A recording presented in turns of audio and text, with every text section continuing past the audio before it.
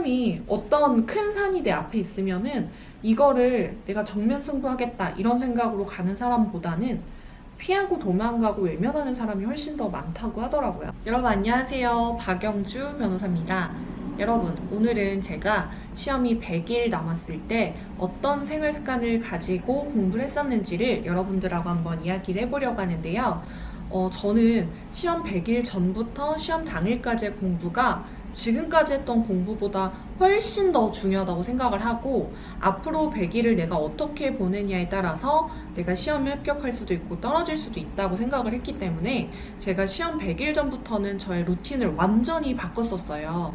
그 이야기를 여러분들하고 한번 해보려고 합니다. 우선 첫 번째로는 저는 시험 100일부터는 저의 공부가 무조건 실전에 맞춰진 공부여야 된다고 생각을 했어요. 내가 그동안 공부를 아무리 열심히 했다고 하더라도 시험 당일에 컨디션이 안 좋아서 내가 외웠던 거를 까먹거나 멘붕이 오거나 하면은 아무 쓸모가 없는 거잖아요.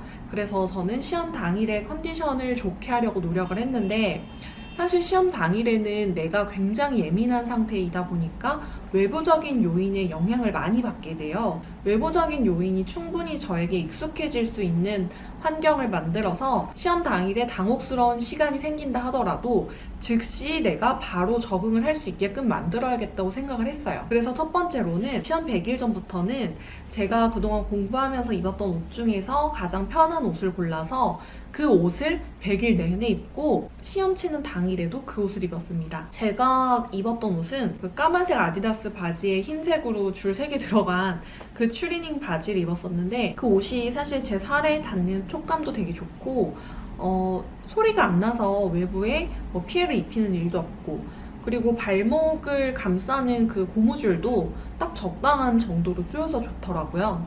그 옷을 100일 내내 입었고, 내가 이 옷을 입었을 때 항상 공부가 잘 됐으니까 시험도 잘 칠 거야, 이런 생각을 갖게 됐어요. 그리고 두 번째로는 제가 시험 100일 전까지는 여러 가지 펜을 써보면서 어떤 게 저한테 제일 잘 맞는 펜인지를 계속 연구를 했었어요. 펜 하나 정도를 다 써봐야 나랑 맞는 건지 아닌 건지 알 수 있거든요. 그래서 제가 최종적으로 선택을 했던 거는 제트스트림 펜이었는데, 100일 전부터는 제가 제트스트림만 쓰면서 이 손하고 제트스트림 간에 좀 사이가 좋아지게 만들려고 노력을 많이 했었거든요. 어느 정도의 텐션으로 써야 내 손목이 피곤하지 않으면서도 글이 잘 써지는지, 빠르면서도 예쁘게 글을 쓰려면 어떻게 써야 되는지, 이런 것들을 계속 연구를 했고, 이게 펜을 오래 쓰면은 손에 굳은 살 배기잖아요. 이 굳은 살 배기는 것까지도 고려를 해서 내 손이 필요하지 않을 수 있을 정도의 컨디션을 찾으려고 굉장히 노력을 많이 했었습니다. 세 번째로, 이거는 정말 중요했던 건데, 저는 자는 시간, 일어나는 시간, 수면 시간을 모두 동일하게 맞춰서 시험 당일까지 이거를 지키려고 노력을 했어요. 12시까지 공부하고 1시 전에 자야겠다는 거, 그리고 7시 반이나 8시에 일어나야겠다는 거, 그리고 총 수면 시간을 6시에서 7시간 사이로 맞추겠다는 거였는데, 이렇게 하면은 좋은 효과가 뭐냐면, 우리가 시험 전날에 긴장이 돼서 잠이 잘 안 오잖아요. 그런데 내가 수면 패턴을 동일하게 100일 동안 유지를 했으면 시험 전날에 내가 아무리 긴장이 돼도 그 시간이 되면 잠이 오고, 내가 일어나야 될 시간이 됐을 때 자연스럽게 일어날 수 있기 때문에 수면이 나의 컨디션을 방해하지 않게 되더라고요. 시험 100일 전부터는 주말이라고 하더라도 이 패턴을 깨지 않고 잠을 자고 일어나려고 노력을 많이 했었어요. 두 번째로는 체력 관리에 대한 얘기인데, 사실 대부분의 수험생들이 20대 또는 30대이기 때문에 사실은 굉장히 젊은 나이잖아요. 그렇기 때문에 내가 체력 관리를 하는 거를 그렇게 크게 중요하게 생각하지 않는 것 같아요. 혹은 내가 정신력으로 버틸 수 있다고 생각을 하는 경우가 많은데, 사실 정신력이라는 거는 체력이랑 같이 가는 거라서 내가 몸이 안 좋아지면은 정신력도 저절로 좀 떨어지게 될 수밖에 없단 말이에요. 운동선수들이 시합을 나가기 전에 체력 관리를 하는 것처럼 수험생들도 동일하게 체력 관리를 해야 된다고 생각을 하기 때문에 저는 시험 100일 전부터는 체력 관리를 굉장히 중요하게 생각을 했어요. 그런데 여기서 중요하게 생각했다는 거는 특별하게 뭔가를 더 했다는 게 아니라 몸에 나쁜 것들을 하지 말자는 거였어요. 그 중에 첫 번째로는 영양가 없는 음식을 먹지 말자는 거였는데요. 우리가 이제 공부를 하면서 시간이 아까우니까 먹는 거를 대충 먹게 돼요.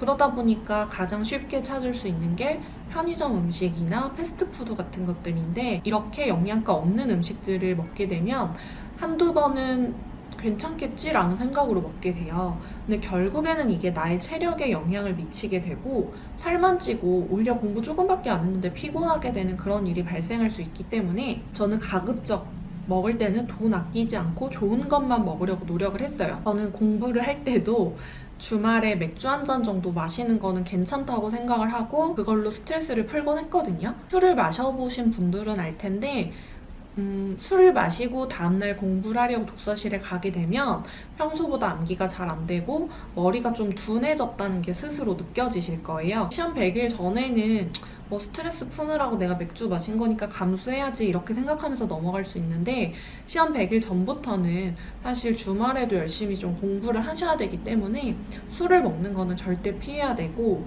내가 술을 먹음으로 인해서 스트레스가 풀릴 수는 있지만 공부가 안 돼서 스트레스를 더 받게 되거든요.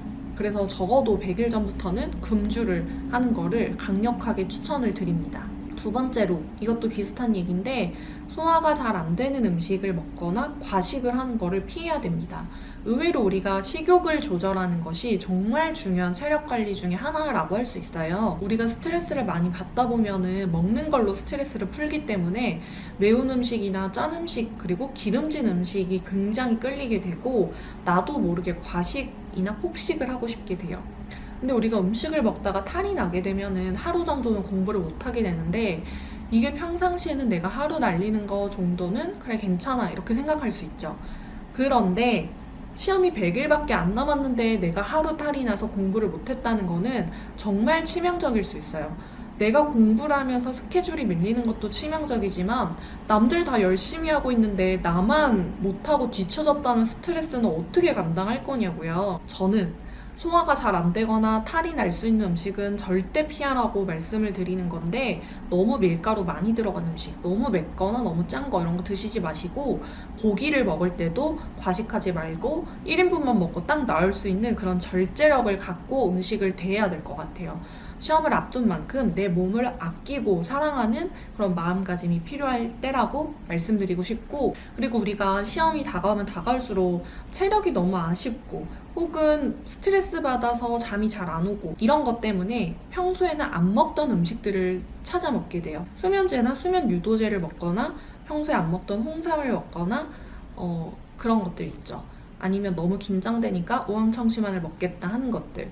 근데 이런 것들을 먹었을 때 내 몸이 어떻게 반응을 할지 모르는 상태고, 특히나 수험 생활을 장기간 오래 한 사람이라면 몸이 좀 약해져 있는 상태이기 때문에 그런 것들에 과민 반응하게 될 수도 있어요. 이거를 내가 평상시에 먹어보고 도전해본 거라면 하셔도 상관없는데, 내가 먹어보지 않은 거라면 저는 섣부르게 도전하는 거는 위험할 수 있다고 생각을 하고, 오히려 나의 생활 습관, 생활 패턴을 규칙적으로 하는 것만으로도 해결될 수 있는 문제가 많기 때문에 저는 굳이 이런 보조식품에 의존하는 거는 추천하지 않겠습니다. 시험 100일 전에 마인드 컨트롤 하는 부분에 대해서 여러분들에게 이야기해드리고 싶은데, 사실 시험이 100일 정도 남았을 때는 내가 공부가 많이 안 됐는데 시험이 코앞에 닥쳤다는 그런 불안감, 내가 시험에 떨어지면 어떡하지? 하는 그런 무서운 마음 때문에 집중이 잘 안 되게 되고 평소보다 오히려 공부를 더 안 하게 되는 경우가 많아요. 제가 신림동에 있을 때를 생각을 해보면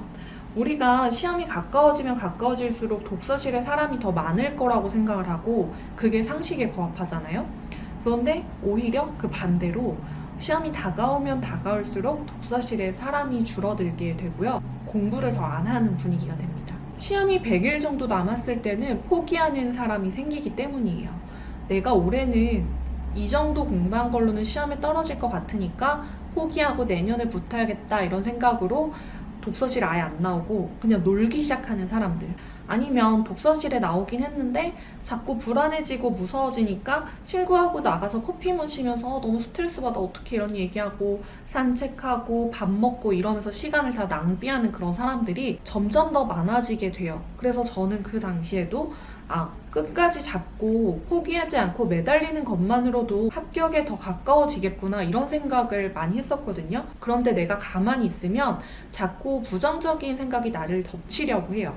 그런데 우리는 그런 부정적인 마음이 나를 덮치려고 할 때 그걸 그대로 받아들이면 안 돼요. 적극적으로 내가 긍정적인 생각을 하고 할 수 있다는 의지로 그런 부정적인 마음을 없애버려야 되거든요. 제가 썼던 방법 중에 하나인데, 저는 아침에 일어나서 이를 닦으면서 항상 기쁜 마음으로 공부를 했어요. 어떤 뜻이냐면, 이제 나는 합격할 사람이고 열심히 공부해서 시험만 치면 되는데, 내가 쳐야 되는 시험이 100일밖에 남지 않았고, 그러면 난 공부를 이제 100일만 하면 되는 거예요. 와, 진짜 좋다. 나는 100일 뒤에 합격할 사람이야. 이렇게 생각을 하면서 이미 내가 합격을 전제로 공부를 하고 있다는 생각으로 연기를 하는 거죠. 나 너무 기쁘고 행복하다라고 말을 하고 웃기도 하고, 웃음이 물론 안 나오는데 연기를 하는 거예요. 나 혼자서 거울을 보면서. 정말로 기분이 좋아지게 돼요. 그런 부정적인 감정이 없어지게 되고 더 열심히 공부를 하게 됩니다. 이렇게 공부를 열심히 하고 이제 집에 돌아오면 사실 또 자기 전에 생각이 많아지게 되죠. 자기 전에도 마찬가지로, 와, 이렇게 공부했는데 떨어질 수가 있나? 나는 무조건 붙을 것 같아. 내일도 열심히 하면 난 무조건 붙을 것 같아. 이 시간이 이제 3개월 뒤면 끝나는 거야? 너무 행복하다. 이렇게 생각을 하면서 긍정적인 생각을 하면서 잠이 들려고 노력을 많이 했고요. 내가 의식적으로 나의 생각의 회로를 바꾸면 정말로 난 행복한 사람이 됩니다. 여러분들이 꼭 한번 해보셨으면 좋겠어요. 사실 진짜로 이거는 너무 좋은 거 아닌가요? 내가 공부를 하는 시간이 100일밖에 안 남았다는 거는 나는 100일 이후에는 더 이상 잠을 줄이지 않아도 되고 공부하지 않아도 되고 푹 자고 놀 수 있다는 걸 뜻하는 거잖아요. 너무너무 좋은 순간인 거예요. 저는 이제 시험의 끝이 보인다는 게 정말 기분이 좋았기 때문에 이런 긍정적인 생각만 하려고 노력을 했었고, 사실 그 전에는 내가 공부를 하면서 끝이 보이지 않았기 때문에 벼락치기라거나 에너지를 한 번에 확 써서 공부하거나 이런 것들은 좀 힘들었었어요.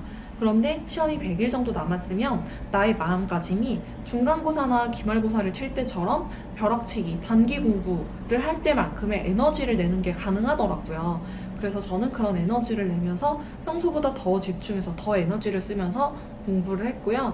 이런 식의 마인드 컨트롤을 100일 내내 하는 것이 시험 당일에도 내가 긴장하지 않고 떨지 않고 시험을 칠 수 있게 하는데 많은 도움이 됐습니다. 공부 분량에 대한 이야기를 하자면, 사실 그 전까지의 우리의 공부는 새로운 걸 배우고 공부의 양을 늘리고, 아, 수험에는 이런 게 나오는 거구나 하고 배우는 시간이었다고 생각을 해요.